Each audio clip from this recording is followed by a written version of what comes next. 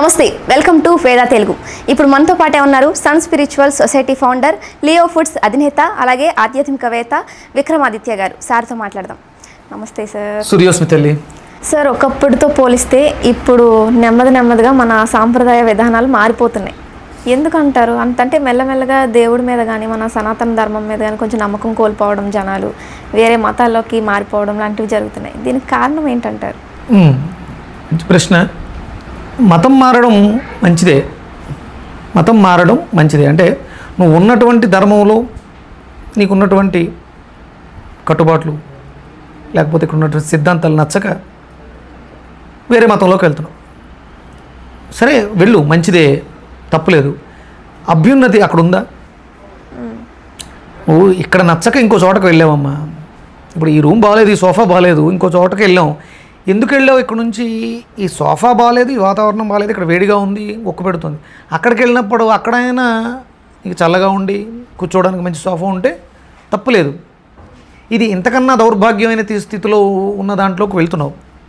ఎందుకంటే సనాతనం అంటే అర్థం ఏంటి? సనాతనము ఎప్పటి నుంచో ఉన్నది, ఇప్పటిది కాదు, ఇది ఎప్పటి నుంచో ఉన్నది. ఇప్పుడున్నటువంటి కట్టుబాట్లు, సిద్ధాంతాలు, కంఫర్టబుల్నెస్ నీకు అనుకూలంగా మార్చేసుకోవచ్చు, ఎలా కావాలి అలా. ఇప్పుడు క్రిస్టియానిటీ ఉంది, ఫ్లెక్సిబుల్గా నీకు అనుకూలంగా మార్చేసుకోవచ్చు. హిందూ ధర్మంలో, సనాతన ధర్మంలో, వైదిక విధానంలో సూర్యోదయానికి పూర్వమే నిద్ర లేవాలి. క్రిస్టియానిటీలో పొద్దుటే లేవాల్సిన అవసరం లేదు, స్నానం చేయాల్సిన అవసరం లేదు. ఏదో ఒక ముసుగు లాంటిదో, లేకపోతే ఒక కార్నర్లో నిలబడో, లేకపోతే ఒక డార్క్ రూమ్లో మోకాళ్ళ మీద కూర్చుని ఎలాంటి ప్రమాణము లేని కొన్ని పదాలని ప్రార్థనగా మార్చుకుని చేసేసుకోవచ్చు. కానీ ఇక్కడ ప్రార్థించడానికి ఒక మంత్రం ఎంతో కొంత తెలిసి ఉండాలి. కంపల్సరీ ఇవన్నీ తెలిసినా తెలియకపోయినా సూర్యోదయానికి పూర్వం అయితే నిద్ర లేవాలి. కంపల్సరీ శరీరానికి శుద్ధి అవసరం, స్నానం చేయాలి. స్నానం చేయకుండా ఉండడం సౌలభ్యమా? స్నానం చేయడం సౌలభ్యమా? ఒక మనిషి జీవన విధానానికి స్నానం అనేది అవసరమా కాదా? ఖచ్చితంగా. సనాతన ధర్మం ఏం చెప్పుద్దంటే శరీరాన్ని శుద్ధి చేసుకో అని చెప్పుద్ది. ఇప్పుడు మతం మారితే ఏదో బట్టలకి సెంటు కొట్టేసుకుని దుర్గంధాన్ని దూరం చేసుకుని స్నానం చేయకుండా వస్త్రాన్ని వేసేసుకుంటే సౌలభ్యం కాదు కదా. ఇప్పుడు మారడం మంచిదా చెడ్డదా? చెడ్డదే కదా. అంటే యువతకి, ఇప్పుడున్నటువంటి పిల్లలకి త్వరగా కావాలి ఏదైనా సరే. సహనం, ఓపిక, ఓర్పు తగ్గిపోయినాయి. ఎందుకంటే ఇది తల్లిదండ్రులు చేసిన తప్పు, పిల్లలది కాదు. పిల్లలు తల్లిదండ్రుల్ని అనుసరిస్తారు, నేర్చుకోరు. ఏదేని వాళ్ళు ఏమీ నేర్చుకోరు, అనుసరిస్తారు. మనకి ఒక తెలుగులో ఒక సామెత ఉంటుంది, ఆవు చేలో మేస్తే దూడ గట్టును మేస్తుందా అని. దూడ ఆవునే ఫాలో అవుతుంది, తను కూడా చేలోనే మేస్తుంది. ఆవు గట్టును వేస్తుంటే అప్పుడు దూడ కూడా గట్టునే వేస్తుంది. ఓహో, చేలో దిగితే యజమాని కొడతాడు, మేము గట్టునే వేయాలి, గట్టునే ఉన్నటువంటి గడ్డే మాకు ఆహారం. తల్లిదండ్రులు ఇక్కడ ఫస్ట్ వాళ్ళ బుర్రలు చెడగొడుతున్నాయి, ఆహారపు విధానాల్లో వచ్చినటువంటి మార్పు. అందుకనే నేను లివింగ్ ఎనర్జెటిక్ ఆర్గాన్ ఫుడ్స్ అని పెట్టడానికి రీజన్ ఏంటంటే కేవలం నీ శారీరక సమస్యలనే కాకుండా మానసిక సమస్యలను కూడా తీరుస్తాయి. నీ మనసు నీ కంట్రోల్లో ఉండేలా చేస్తాయి. మన శరీరము, మనసు వేరువేరుగా ఉంటాయి. రెండింటికి అనుసంధానంగా ఉన్నటువంటి ఒక శక్తి లోపించింది మనకి. ఇప్పుడు నీకు తలనొప్పి వస్తుందమ్మా, నీకు ఒక డైక్లోఫెనాక్ ట్యాబ్లెట్ ఇస్తారు. అది ఏం చేస్తుంది అంటే నొప్పిని తగ్గించదు, శరీరానికి మెదడుకి ఉన్నటువంటి కనెక్షన్ కట్ చేస్తుంది. నొప్పి అక్కడే ఉంటుంది, కానీ నీకు తెలియదు, సెన్స్ కోల్పోయావు. కాలుకి ఏదో దెబ్బ తగిలింది, రక్తం కారుతుంది, ఇక్కడ ఎనస్థీషియా ఇచ్చారు, అంటే నొప్పి పోయిందా? కాలు తెగింది, తద్వారా నొప్పి వస్తుంది, కానీ బ్రెయిన్కి సిగ్నల్స్ వెళ్ళట్లా, సిగ్నల్స్ని కట్ చేశారు. అక్కడ ఆ ఊండుని, దెబ్బ తగిలిన దాన్ని శుభ్రంగా కడిగి నీట్గా డ్రెస్సింగ్ చేసి ఫస్ట్ ఎయిడ్ చేసి కట్టు కడితే ఓ 2-3 రోజులకి తగ్గుతుంది, అది 100%. కానీ అప్పటి వరకు ఈ పెయిన్ కిల్లర్ ఇస్తారు. కానీ దెబ్బ ఉపశమనం పొందితేనే, పూర్తిగా నయమైతేనే నొప్పి తగ్గుతుంది. నువ్వు అది తగ్గకుండా రోజు దాన్ని గీకుతూ దాన్ని రేపుతూ ఉంటే నొప్పి అలా వస్తూనే ఉంటుంది. నువ్వు వచ్చినంతకాలం నొప్పి మాత్రం వేస్తూనే ఉంటావు. నొప్పి మాత్రం మంచిదా? అబ్బాయి నేను క్లీన్ చేయాలంటే దాన్ని అలాగే వదిలేస్తాను, నేను మతం మారుతున్నాను, ట్యాబ్లెటే వేసుకుంటాను అంటే కాలు కుళ్ళిపోతుంది, తీసేదాకా వెళ్ళిపోతుంది. సనాతన ధర్మం అనేది శుభ్రం చేయి, అది మానేలా చేయి, దాన్ని మార్చుకో, దాన్ని నీకు అనుకూలంగా ఉపయోగించుకో అని సనాతన ధర్మం చెప్తుంది. కట్టుబాటు అది. మరి దానికి శ్రద్ధ కావాలి. క్లీన్ చేసుకోవాలంటే మంచి నీళ్లు కావాలి. కాలు కింద దెబ్బ తగిలింది, దాన్ని క్లీన్ చేయడానికి డెటాలను లేకపోతే సంథింగ్ ఏదో పుండు మానడానికి కావాల్సినటువంటి ఔషధాలని ఉపయోగించి కొంత శ్రద్ధ పెడితే పుండు మానిపోతుంది, నొప్పి తగ్గిపోతుంది. మనకు అంత ఓపిక లేదు, నొప్పి తగ్గిపోవాలి, అందుకని పెయిన్ కిల్లర్ వేస్తాం. ఈ రోజుల్లో ఉన్నటువంటి యువత కానీ లేకపోతే మతం మారుతున్న వాళ్ళు కానీ చేస్తున్నటువంటి పరిస్థితి. దెబ్బ ఎందుకు తగిలింది? మనం చేసినటువంటి ప్రారబ్ధ కర్మల వల్ల. మతం మార్పించేంత వరకు మీకు పలానా సమస్య ఉందా, మీరు మా మతంలోకి వస్తే, మా దేవుణ్ణి ఆరాధిస్తే మీకు ఆ సమస్య తీరిపోతుంది చెప్తారు.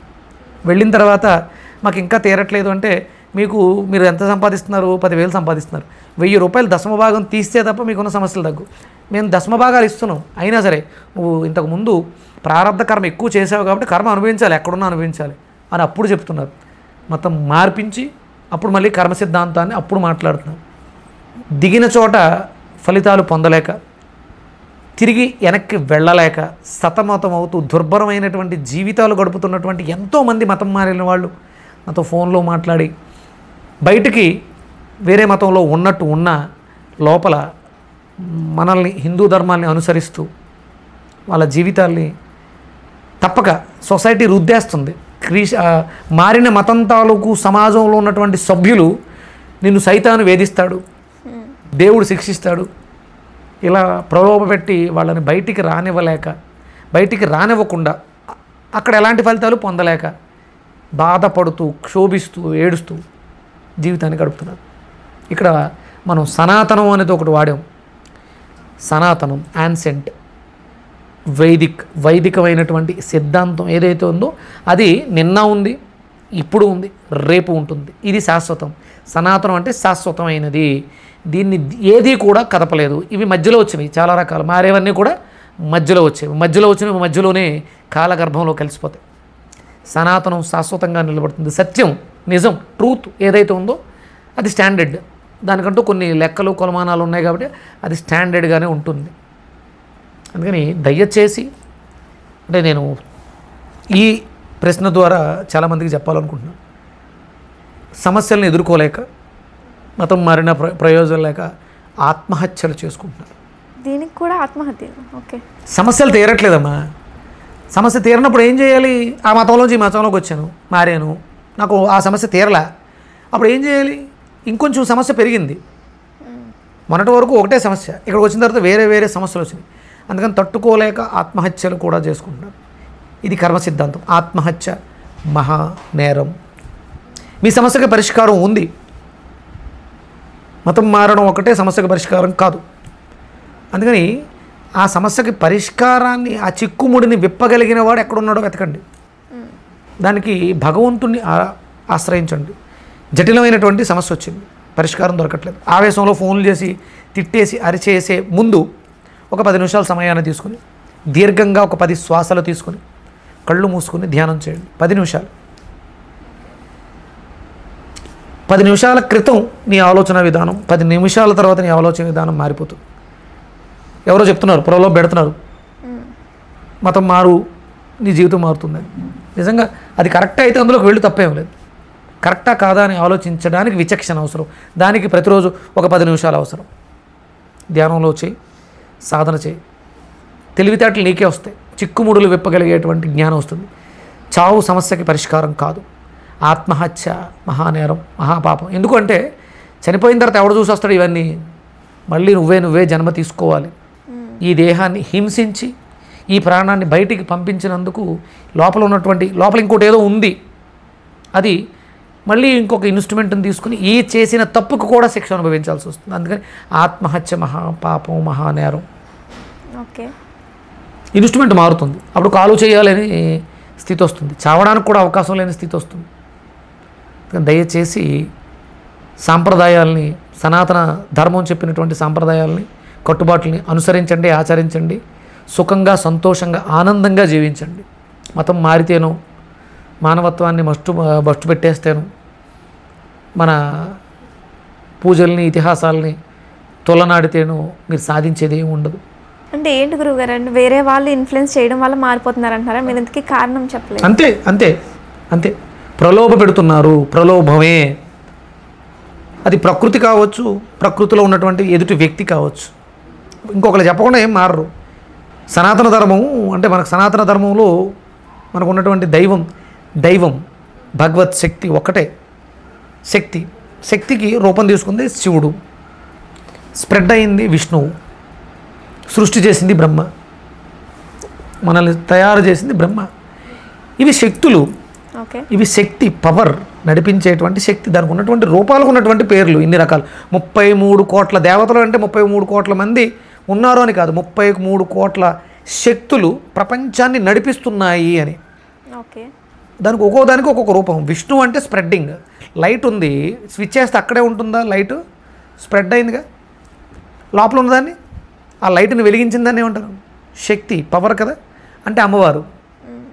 ఇప్పుడు దానికి ఒక స్పాన్ ఉంటుంది. ఆ లైట్ ఎంతకాలం ఉంటుంది? ఎక్స్పైరీ. జాగ్రత్తగా వాడుకున్నంతకాలం ఉంటుంది. ఫిలమెంట్ రాలిపోతే టైం. పరమేశ్వరుడు. శక్తి, కాలము, వ్యాప్తి.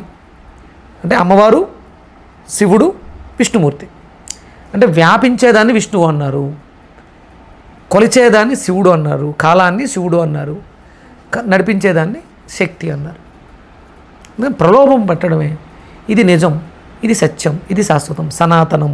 ఇది హిందూ ధర్మంలో మాత్రమే, భారతదేశంలో మాత్రమే దీనికి ప్రమాణాలు ఉన్నాయి. ఇక వేరే ఏ ధర్మంలోనూ ఏ దేశంలోనూ దీనికి ప్రామాణికాలు లేవు.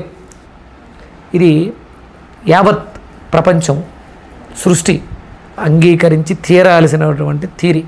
ఓకే, ధన్యవాదాలు. సూర్యస్మితలే.